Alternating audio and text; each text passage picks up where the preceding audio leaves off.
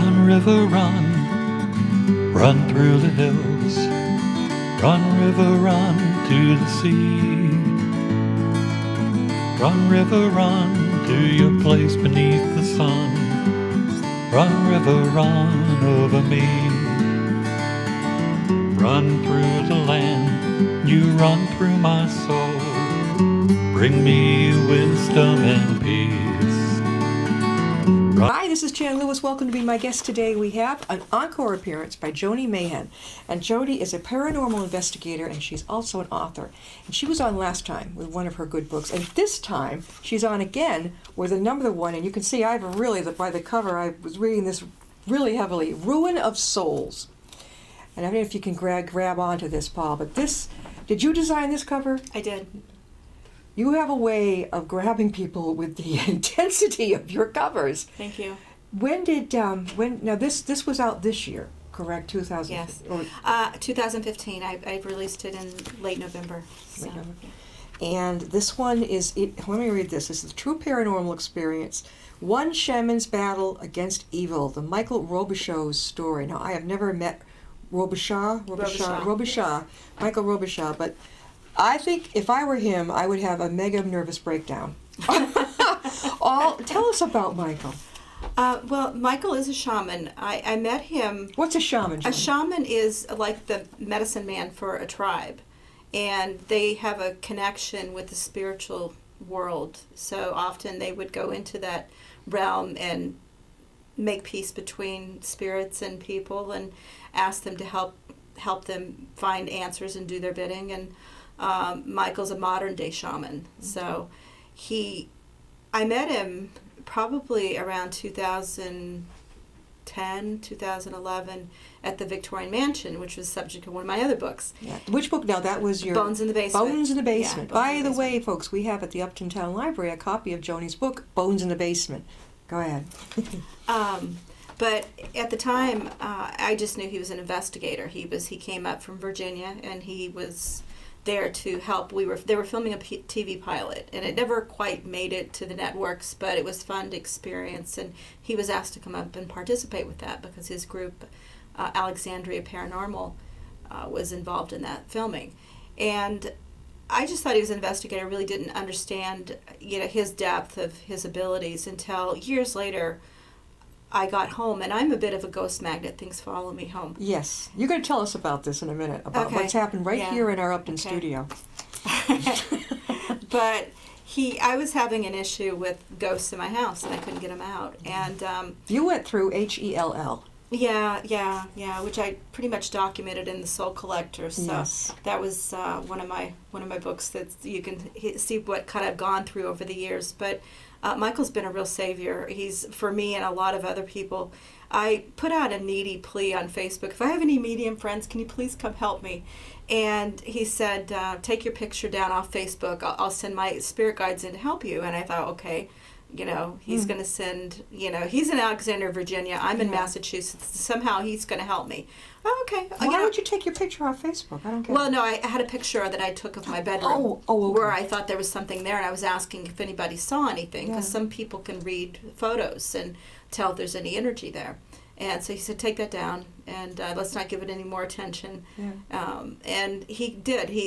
Later that night, I'm clairaudient, so I hear the tones that ghosts make, which is a little weird, but as I found out, there's actually a lot of people that feel the same way and experience this as well. And when his guides came in at the time, he said, the sound was like laser lights shooting around the room.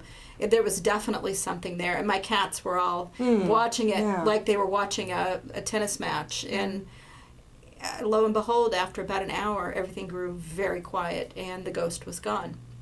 So I thought, wow, this is pretty crazy. And the more I started talking with him and the more he helped me, I learned that he actually was helping a lot of people. He just wasn't talking about it because what he does is kind of odd. And most people that aren't involved in the paranormal world roll their eyes at it because it's so out there and so strange. But as I got into writing this book, he did finally ask me if I would write this book for him, and I said I'd love to. So he connected me with all these people in the book and had me tell them had them tell me their stories, and they were absolutely, as you know from reading it, some of these stories were absolutely terrifying. Well, also off the wall. A lot of it's like, really?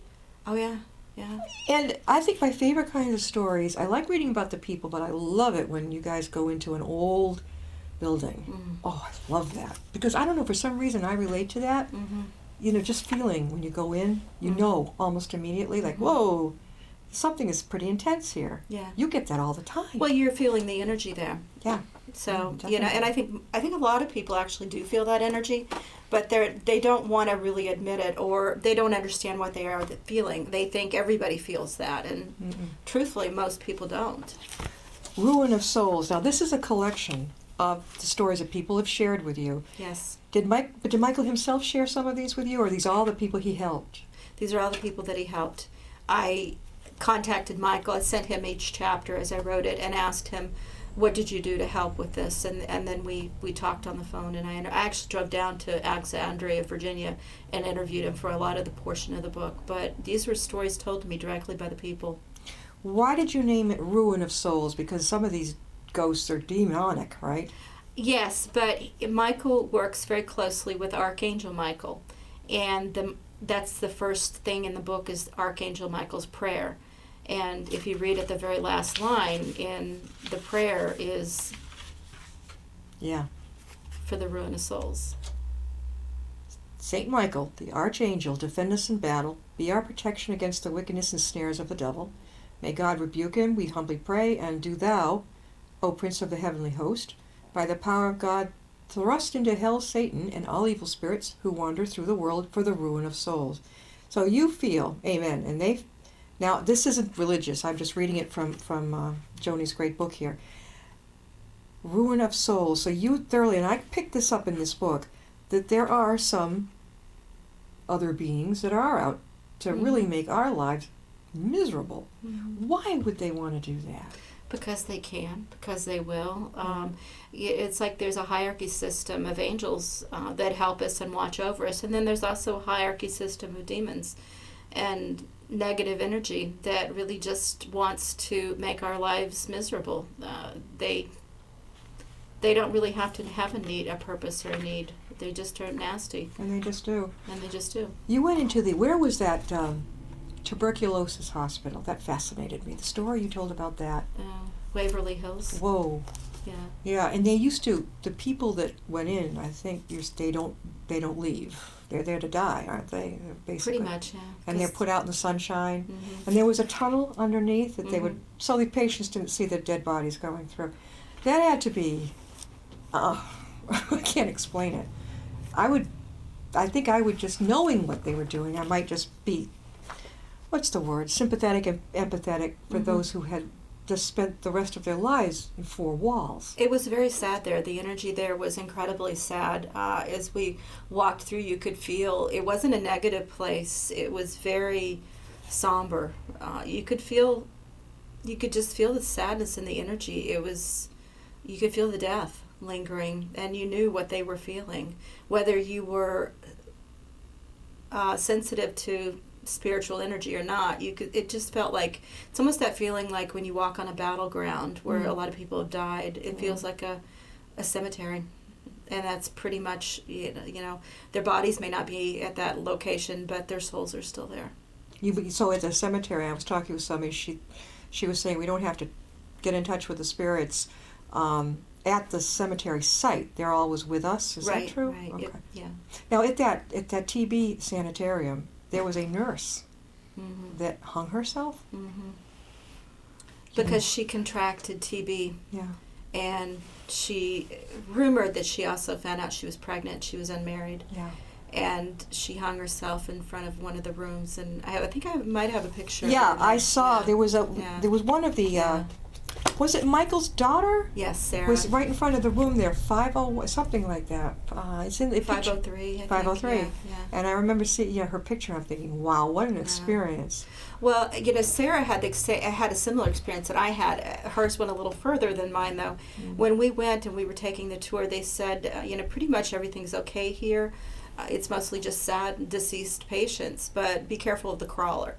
Yeah, he used to go on the walls. Yeah, yeah. She said, okay, so here's what he does. You're walking down the hallway. All of a sudden you see something crawling across the ceiling ahead of you, and it drops down on all fours, and then it runs towards you really fast, and it goes right through you.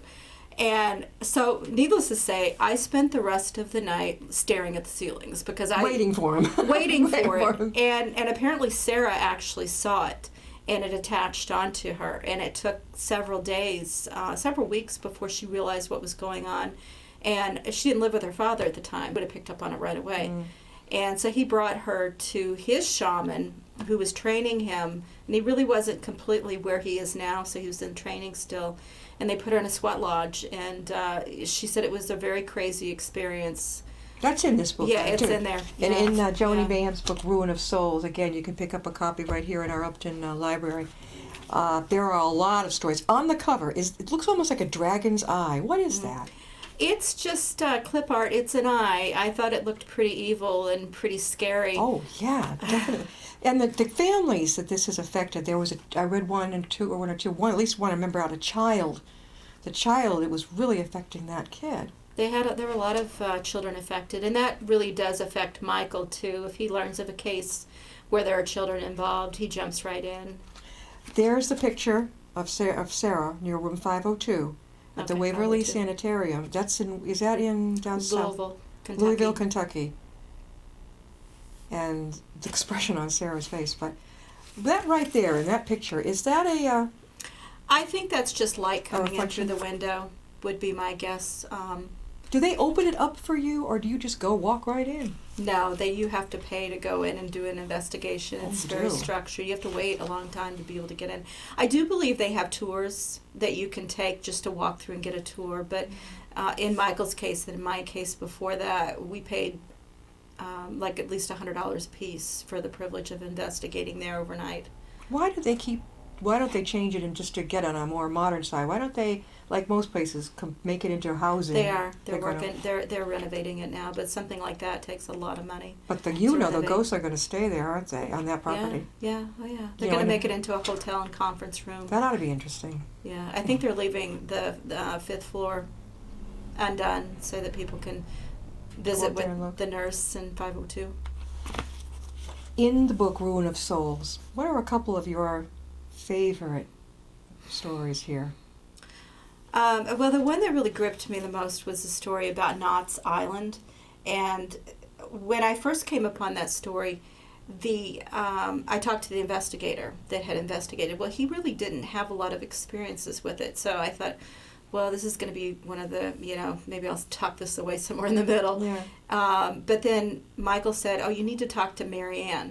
And it turns out MayHan and her roommate Denise were the two that really experienced this the most. And it was crazy. They moved into this old house on this island off of the coast of South Carolina, or North Carolina, I'm sorry.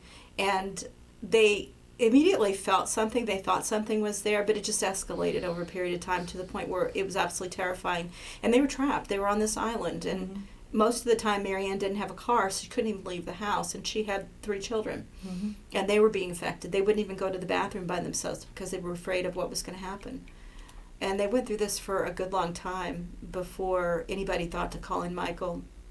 So it was pretty scary. I mean, probably one of the scariest things in that book was when one night Denise, the roommate, was sleeping in bed and she woke up and the TV was on and she saw something out of the corner of her eye on the ceiling, and it was blacker than black, and it was shaped kind of like a person, only kind of lizardy, and it came like the crawler. It came crawling across the ceiling, and it got right above the bed, and before it could drop down, she flew out of the bedroom and went down and got MayHan and said, oh my gosh, you're not going to believe what I just saw. Of course, when they went back up, it was gone, but it was definitely trying to terrify them. Was this the story where every time she looked up, the bathroom light was on? This was eerie. No, I don't think that was the one, but No. they had a lot of different things. They would hear footsteps a lot and knockings and communication. When they first tried to reach out to a paranormal team, the computer wouldn't work. It would just cut out. They try to make a phone call and it'd go to static. And I've experienced that too. So I do believe that they had to leave the house to finally contact the paranormal team. So People probably sitting here wondering, how on earth do we know the difference? We have 2 cats. Whether the cat's knocked over one of the chairs in the living room, or a visitor knocked over. I think you would just know. It would be strange things out of the place, like what your cats do. I knock chairs over too. Yeah. But a lot of times the haunting comes on with the feeling of being watched. That's one of the biggest things. You feel like somebody's watching, and when you turn, there's nobody there. And the other things start happening, like you set your cell phone on the coffee table, and when you go to find it, it's not there, and you find it in the linen closet instead, and you weren't in the linen closet. So that's some of the things. You might hear voices, or you might actually smell things. Some people catch a whiff of... That's what happened to me. I smelled my father and my grandfather's pipe tobacco in my kitchen. Right. I think a couple of times. Yeah. And I'm like, I'll take it all in good smell. Like, how you doing? If that's you out there, great. Yeah. Because I remember that smell. Yeah. We don't smoke at home. Right. It could be a spirit sign, which is somebody who's crossed over and come back to visit us, which is usually a loved one, or it could be a ghost sign. So you have to be kind of careful, just assuming. When something like that happens, if the first thought that comes to your mind is usually accurate, so if you thought it was your father or grandfather, then you're probably right. But sometimes they do things like that as well to get our attention. Well, there was an elderly man who owned the house, and he passed away. He owned the house before I met my husband, moved in. Mm-hmm. I've certainly never felt haunted there or bothered, but that smell was so much like when I was growing up. Mm-hmm. But that was a Bochum Riff. The pipe smokers out there would know. Mm-hmm. Captain Black, Bochum Riff, something like that. I was like, oh my God. And it was distinctive, so you knew when you Yeah. smelled it that was who it was, and that was probably who it was. And Do you that's say nice. hi, or you just like... You can, yeah, they're there. I mean, they're with us. Loved ones are with us almost all the time, anyways. And whether we're aware of them or not, and that's the subject of the next book I'm writing. All right, now. here we go. Now we're getting into another one. Yeah, sorry. That's okay. Signs of Spirits. Still playing around with the subtitle, but it's basically about when loved ones come to visit you. Mm-hmm. It started off, I write articles for the Ghost Diaries, which is an online paranormal website, and one of my articles went super viral.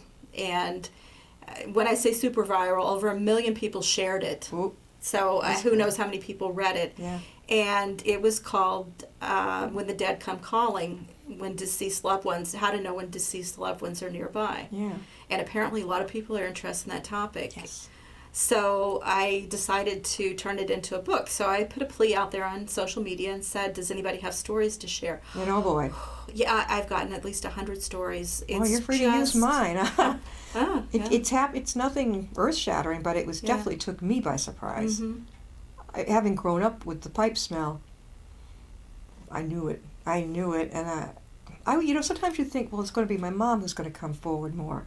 Yeah, I'm stunned if it's. Mm-hmm. I was very close to her, so it's strange. It's like Dad would come, but he was the dominant one anyway, and Grandpa was very firm. So it. Well, she could be coming through in different ways. Sometimes it's synchronicities. Sometimes things fall into place in a strange way, or sometimes they don't fall into place. Something happens. You have an appointment you keep trying to make, and something happens that day to prevent you from making it. Then you have to step back and say, are my loved ones telling me something? Other signs, like if you said, Mom, I would like you to send me a white bird. Well, we're nowhere near the coast, so seeing a seagull is going to be pretty unusual. So if you see a white bird, it's going to be pretty dramatic. But it may not be a white bird. It may be a white bird on a billboard, or you may open a magazine and there right in the middle is a white bird. So it could come in different ways. That's amazing. So, yeah. So now your new book is going to be out next month, Probably March. 2016, Yes. and it's called again? Signs of Spirits. Signs of Spirit. Yes. Of course, we're going to get Joni back on again because I don't want to miss any of this stuff. Honest to God, part of me was, I'm open-minded, and that's a good thing. But a little bit of me hangs back and go, oh my God, that's over the top. Mm-hmm. But then I think, I'm not an expert. I can't sit back and judge like, oh, that's nonsense, because it's still a mystery, isn't it? It's still a mystery. Mm-hmm. Why not find out? We have a huge town hall over here. It was recently renovated. But that thing is as old as... It'd be interesting if you walked through that. I'll bet there are tales in that hall just like here. Now we're going to get to the business of right here at the Upton Town Library. Joni's going to share with us, I hope, what has happened to her here. Well, you have a ghost here. Yes, we do. She's right here in this room. She's in the room right now. It's a female. And I noticed her the first time I came for an interview, and I didn't say anything till after the interview because not everybody wants to know if there's a ghost. Yeah. Well, some people don't like to know that because it freaks them out a little bit. There's nothing to be afraid of with her. When I was here before, I saw her as older, and this time I'm seeing her a little bit younger. She might have been here when this was a church. So this is dating back a long time. Like I'm seeing 1800s, late 1800s, maybe early 1900s. Yeah. And I'm not getting a whole lot of information about her, but I'm sure I could if I spent some time, really thinking about it. The name Sarah keeps coming to me, so I don't know if that's her name or if that's just what's coming to me. But she said something about sisters, so she must have had some sisters. And you felt when you walked in the door downstairs, you immediately felt... Oh, yeah, she greeted me. She greeted me right as soon as I walked in the door. And she followed you home from here the first time you were on the show, right? She came home with you. Did she? I think you mentioned she came home. Maybe. I get so many of them following me. They sometimes they say, hey, I like you, and you know I'm there. And that's so unusual for them because most people aren't sensitive to their energy. And so they may follow for a little bit and just to see who you are and what you're doing. And then they get bored and they go, okay, I'm homesick, I'm going to pop back home. Or they can pop back and forth. They don't have to stay in one place. So. And I was suggesting that Joni meet up, getting connection with our Upton Historical Society, because we even have this would be, you'd love this, we have a cave, literally a cave here in Upton, and there's been a lot of research as to how far back that goes. It was beautifully constructed. I'm not sure, correct me if I'm wrong, with stone or what, I don't know, I haven't been in it, but boy, I haven't heard of anybody having a paranormal walk in there yet. I haven't heard of it, doesn't mean it hasn't happened, but boy, that would be something to look into, because they seem to think that some people think it was way, way back, and it was American Indians did it. Evidently the way the light hits it a certain way, they thought maybe they used it as a sundial. I don't know. I have no idea, but boy, that would be fascinating. That would be intriguing, yes. Yeah, there's so many old houses in Upton. You even see the dates on them, like 17 this or 18 this. People don't always like to talk about it if they notice something. They don't know, I'm just nuts, Yeah. Well, it goes through everywhere. They don't have to. One of the misconceptions is that they have to die in the building or die on the property, and they don't. Sometimes they just wander in with somebody else, like me. I might have my own entourage coming with me, and they may come here and go, wow, I like this place. I think I'll stay. Yeah. So sometimes haunted locations will actually start to collect more ghosts over a period of time. And most ghosts don't let you know they're there. So most people coming in here are not going to know. I don't see her as doing anything that's going to, no, probably. Although I was hearing a couple raps on the hall. I was standing out in the hallway waiting to come on, and I was just trying to get her name. And I said, well, I know you're female, and I heard a tap on the wall. So she may be capable of doing communication that way. So if you ever want to talk to her, just ask her to tap. Oh, my gosh. You think it's Sarah?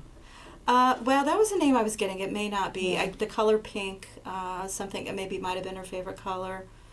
I see her kind of dressed in Victorian that would era fit.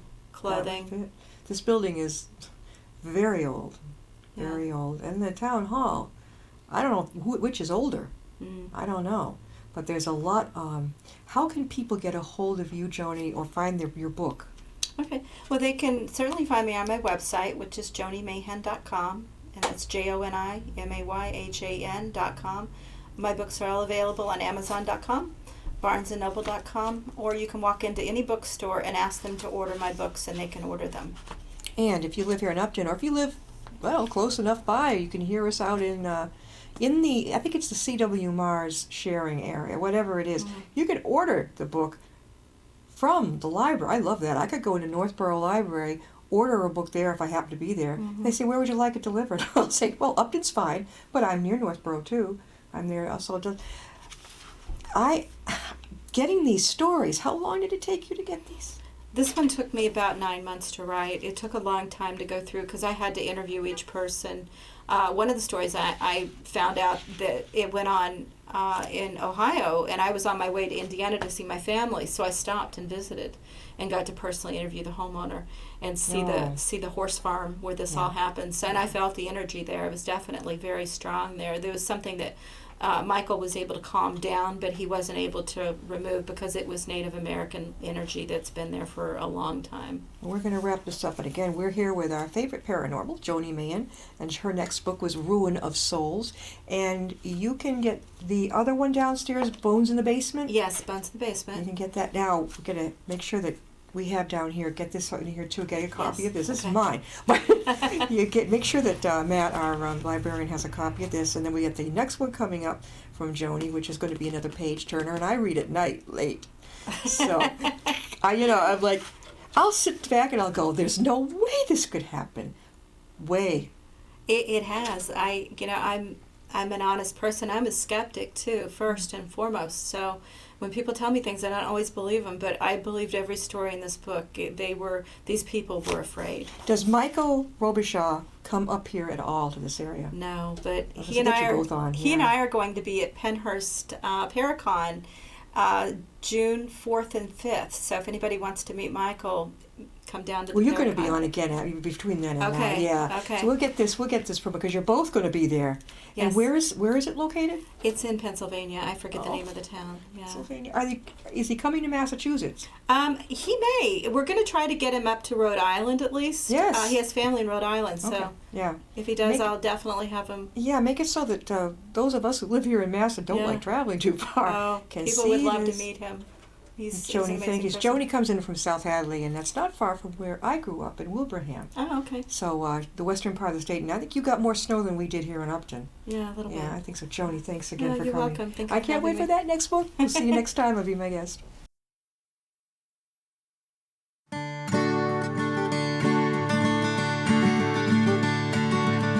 Run, river, run, run through the hills.